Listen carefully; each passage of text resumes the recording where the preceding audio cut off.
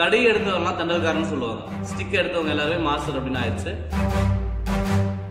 தமிழர்களின் தற்காப்பு கலை சொல்லிக் கொடுக்கும்போது முதல்ல அந்த வாய்ச்சொல் பாடங்கள் எல்லாமே வந்துட்டு தமிழ்ல நீங்க சொல்லிக் கொடுக்கணும்.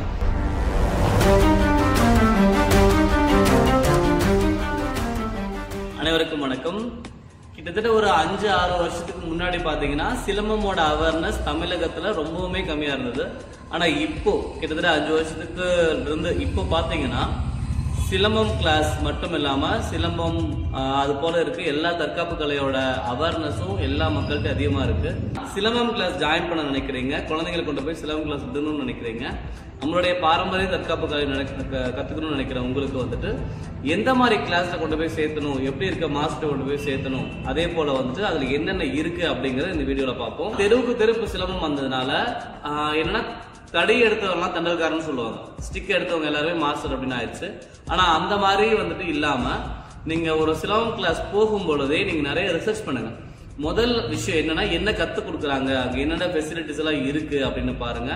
அதே போல ஒரு குழந்தை போறானா அந்த குழந்தைகிட்ட எப்படி அப்ரோச் பண்றாங்கன்னு பாருங்க. ஒரு பொன் குழந்தையோ ஆண் குழந்தையோ போறாங்கன்னா அந்த குழந்தைகிட்ட எப்படி அப்ரோச் பண்றாங்க அப்படின்னு பாருங்க. அடுத்த விஷயம், முக்கியமான விஷயம் என்ன அப்படின்னா அவங்க என்னென்ன ஃபார்ம்ல சொல்லி கொடுக்குறாங்க. இப்போ வந்துட்டு சிலம்பமா அத்தன்டிக்கா இப்போ உங்க ஊர்கள்லயே வந்துட்டு நாட்டுல இதோட என்னோட பெரிய நிறைய மாஸ்டர்ஸ் எல்லா ஊர்லயுமே இருக்காங்க. அந்த மாதிரி ஆசன்கள் எல்லாருமே வந்துட்டு சிலம்பமா ஒரு தொழில கத்துக் கொடுக்க மாட்டாங்க. சிலம்பம் வந்துட்டு ஃபுல் டைம் தொழில கத்துக் கொடுக்க மாட்டாங்க. அவங்க வந்துட்டு ஒரு அவங்களுடைய நேச்சுரல் ஜாப் ஏதோ இருக்கும். இப்போ என்னுடைய மாஸ்டரோட மாஸ்டர்லாம் வந்துட்டு மாடுதான் வச்சுட்டு இருந்தாங்க. ஆனா அவங்க பாத்தீங்கன்னா சிலம்பம் கத்துக் கொடுப்பாங்க. அப்போ அந்த மாதிரி நல்ல ஆசன்களா அவங்க வந்துட்டு அந்த ஒரு ஃபீல்டை தாண்டி அதுல அதிகமான அனுபவம் இருக்கிற ஆசன்களா முதல்ல தேடி கண்டுபிடிங்க.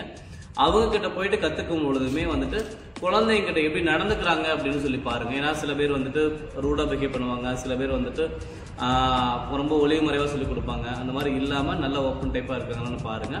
அடுத்து ரொம்ப முக்கியமான விஷயம் என்னன்னா வந்துட்டு பெண் குழந்தைங்களுக்கு வந்துட்டு சேஃப்டி இருக்கா அந்த இடத்துல அப்படிங்கறத பாருங்க.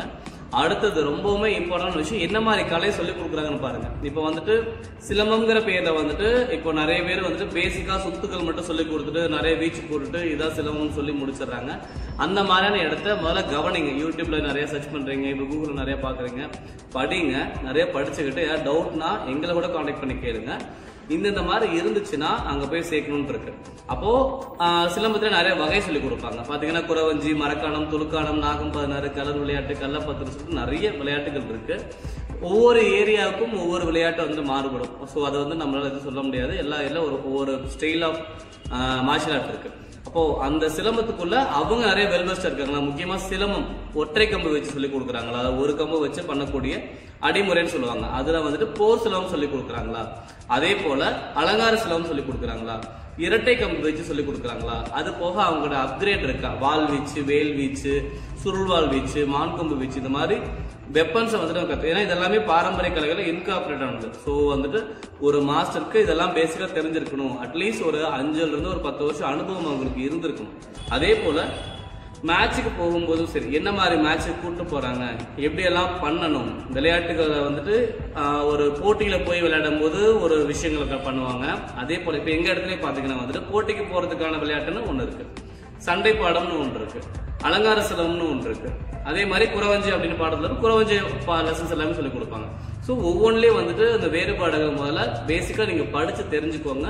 இல்லைன்னா நியர்பை இருக்கவங்கள்ட்ட கேட்டு ஆல்ரெடி கத்துக்கிட்டவங்க கிட்ட கேட்டு நிறைய விஷயத்தை தெரிஞ்சுக்கோங்க. இப்போ எங்களுக்கே பாத்தீங்கன்னா நிறைய பேர் வந்துட்டு டிஎம் பண்ணியிருந்தாங்க. அதுல முக்கியமா ஒரு மாஸ்டர் அந்த தம்பி வந்துட்டு ஆல்ரெடி வந்துட்டு ஒரு 100 குழந்தைங்களுக்கு சொல்லி கொடுத்துட்டு இருக்காங்க. அவர் ஒரு மெசேஜ் பண்ணியிருந்தாரு, இதுல மென்ஷன் பண்ணணும்னு நினைக்கிறேன். என்னன்னா அவருக்கு அவருடைய மாஸ்டர் சொல்லி கொடுக்கும் போதே வந்து இங்கிலீஷ்ல தான் சொல்லி கொடுத்துருக்காங்க. ஏன்னா அவங்க வந்துட்டு கராத்தே மாஸ்டர் கிட்ட கீழே படிச்சிருக்காங்க. அவங்க சொல்லி கொடுக்கும் போதே வந்துட்டு ஸ்டெப் 1, ஸ்டெப் 2, லெசன் 1, லெசன் 2 இந்த மாதிரி தான் சொல்லி கொடுத்துருக்காங்க. அவங்க என்ன விளையாடுறாங்க, அதுல இருக்க பேர் என்ன அப்படிங்கிறது தெரியல. முக்கியமான விஷயம் என்னன்னா சிலம்பம் அப்படின்னாலே இது ஆதி தமிழரோட தற்காப்பு கலை. அப்போ தமிழர்களின் தற்காப்பு கலை சொல்லி கொடுக்கும் போது முதல்ல அந்த வாய்ச்சொல் பாடங்கள் எல்லாமே வந்துட்டு தமிழ்ல நீங்க சொல்லி கொடுக்கணும். அதே போல நீங்க கேட்குற பேரண்ட்ஸ் ஆகட்டும், ஸ்டூடெண்ட்ஸ் ஆகட்டும், அதை போய் கேட்கும்போது தமிழ்ல சொல்லி கொடுப்பீங்களான்னு கேளுங்க. அப்பதான் அவங்களுக்கு ஒரு அவேர்னஸ் வரும். ஓகே, எல்லாருமே தமிழ்ல எதிர்பார்க்கறாங்கன்னு சொல்லிட்டு நம்மளுக்கு தமிழ் மீது பற்று இருந்தா மட்டும் பத்தாது, அதை வந்துட்டு வெளிக்காட்டணும்னா குழந்தைங்களுக்கு ஏதாவது ஒரு ஃபார்ம்ல தமிழ் சொல்லி கொடுக்கணும். இப்போ இங்க வர குழந்தைங்களுக்கு அவங்களுடைய அடிப்படையில இருந்தே வந்துட்டு தமிழ்ல தான் நாங்க பூத்தோம்.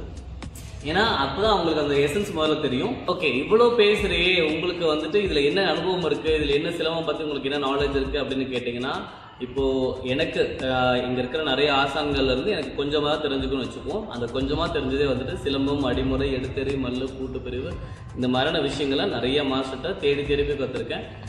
அதை தாண்டி சிலம்பத்துக்குள்ள மட்டும் பாத்தீங்கன்னா வந்துட்டு குறவஞ்சி, மரக்கானம், துலுக்கானம் அப்படிங்கிற நிறைய விளையாட்டுகளை அந்தந்த மாஸ்டர்கிட்ட தேடி போய் படிச்சோம். என்னுடைய பாடமுறைகள்ல எங்கேயுமே வந்துட்டு எந்த ஒரு இங்கிலீஷோட வாக்கியங்களும் அதுல இடம்பெற்றிருக்காது. எல்லாமே தமிழ் முறைப்படி பாடம், முதல் பாடத்துல இருந்து வரிசைகள் இருந்து ஏறு வரிசை, இறங்கு வரிசை, திசை வரிசை ஆகட்டும், அவங்களுடைய பாடமுறைகளாகட்டும் எல்லாமே தமிழ்ல மட்டும் சொல்லி கொடுத்துட்டு இருப்போம். ஸோ இது தமிழும், அதே போல சிலம்பத்தில் இருக்கக்கூடிய விஷயங்களும், அதே போல குழந்தைங்களுக்கு அங்கே சேஃப்டியா இருக்காங்கிற விஷயமும் கற்றுக் கொடுக்கணும். இது எல்லாம் தாண்டி முதல்ல அவங்க விளையாடுற இடத்துல செருப்பு போட்டு விளையாடுறாங்களா அப்படிங்கறத கவனிங்க. ஸ்டிக்கு கொடுக்கக்கூடிய மரியாதை கொடுக்குறாங்களான்னு பாருங்க. ஏன்னா ஸ்டிக்கு தான் நம்மளுடைய ஆதி தமிழரோட முதல் தற்காப்பு ஆயுதம். அப்போ இந்த சிலம்பத்தை வந்துட்டு அவங்க மதிக்கிறாங்களான்னு முதல்ல பாருங்க. அதை பார்த்தீங்கன்னா உங்களுக்கே தெரிஞ்சிடும். சிலம்பத்தை தூக்கி போடுறது, காலில் தட்டுறது, இந்த மாதிரி விஷயங்கள்லாம் பண்ணாங்கன்னா அவங்க கிட்ட நீங்க கத்துக்கிறத கொஞ்சம் அவாய்ட் பண்ணிக்கோங்க. அப்படி அவங்க மரியாதை கொடுக்குறவங்களா இருந்தால் அவங்களுக்கு நீங்க தாராளமாக நீங்க கத்துக்குங்க. அவங்களுக்கு தெரியலனாலும் கேட்டு நிறைய மாஸ்டர்ல போய் கேட்டு கத்துக்கோங்க, தப்பே கிடையாது. அதனால எல்லாத்துக்குமே எல்லாமே தெரிஞ்சிருக்கணுங்கிற அவசியம் கிடையாது. ஒரு சில மாஸ்டருக்கு அவங்களுக்கு தெரிஞ்ச விஷயத்துல ரொம்பவுமே தெளிவா நிறைய கத்து வச்சிருப்பாங்க. ஸோ அவங்க கிட்ட போய் கத்துக்கும் பொழுது நீங்க எல்லாருமே போயிட்டு முதல்ல பார்க்க வேண்டியது சிலம்பத்துக்கு மரியாதை கொடுக்குறாங்களான்னு பாருங்க. சிலம்பத்துக்கு மரியாதை கொடுத்ததுக்கு அப்புறமா அந்த குழந்தைங்க மாஸ்டருக்கு எவ்வளவு மரியாதை கொடுக்குறாங்கன்னு பாருங்க. அதே போல சிலம்பம் கத்துக்கும் பொழுது செருப்பு போட்டு விளையாடுறாங்கன்னு பாருங்க. இந்த மாதிரி சின்ன சின்ன விஷயம் பார்த்தா போதும். அதை தாண்டி உங்ககிட்ட போயிட்டு அது தெரியுமா இது தெரியுமான்னு கேட்கறது வந்துட்டு நீங்க கூகுள்ல படிச்சது எல்லாமே எல்லாத்துக்கும் எல்லாரும் தெரியணுங்கிற எந்த அவசியமே கிடையாது. கூகுள் எல்லாமே போட்டிருப்பாங்க. அவங்க அவங்களுடைய ஃபார்மை தெளிவா அழகா சொல்லி கொடுக்குறாங்களா அப்படிங்கிற முதல்ல பார்த்துக்கோங்க. அதே போல அந்த இடத்துல எவ்வளவு மரியாதை கிடைக்குது, அந்த மாஸ்டருக்கு எவ்வளவு மரியாதை கொடுக்குறாங்க, அந்த சிலம்பத்துக்கு கலைக்கு எவ்வளவு மரியாதை கொடுக்குறாங்கன்னு பாருங்க. இது எல்லாமே தெரிஞ்சிருந்தாலே போதும். அந்த கிளாஸ்ல நீங்க தாராளமா ஜாயின் பண்ணலாம். இது மாதிரி நல்ல வீடியோக்கள் உங்களுக்கு வேணும்னா எங்களுடைய பேஜை ஃபாலோ பண்ணுங்க.